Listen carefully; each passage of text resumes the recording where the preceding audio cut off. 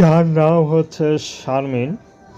শারমিনের এখনও বিয়ে শাদী হয়নি। শারমিনের অনেক বড় স্বপ্ন ছিল, কিন্তু স্বপ্নটা পূরণ হয়নি।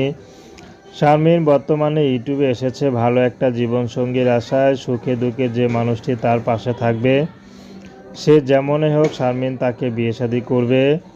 তো বর্তমানে শারমিন ইউটিউবে আসতে চায়নি, তো ইউটিউবে এসেছে বিয়ে শাদীর জন্য। তাকে জিজ্ঞেস করা হয়েছিল, তাহলে আপনার বাবা মা কোথায়? সন্তানের দায়িত্ব তো বাবা মাই ব্যবস্থা করে দিবে। তো শারমিন কেঁদে কেঁদে একটা কথাই বলল যে আমার বাবা মা কেউ নেই পৃথিবীতে। আপন বলতে আমার ছোট একটা ভাই আছে, ভাই ছাড়া আমার আর কেউ নেই। তো শারমিন যে ফার্মেসি দেখতে পাচ্ছেন, এই ফার্মেসি পরিষ্কার করে, এরকম আরও 2-3টা দোকান পরিষ্কার করে চলে যায়। সেখান থেকে যা পায় তা দিয়ে টুকটাক সাথে সংসারটা চলে। তো শারমিন যে টাকা পয়সা দিয়ে বিয়ে করবে বা কেউ তাকে যে দেখে শুনে ভালোবেসে আপন করে নেবে, সেই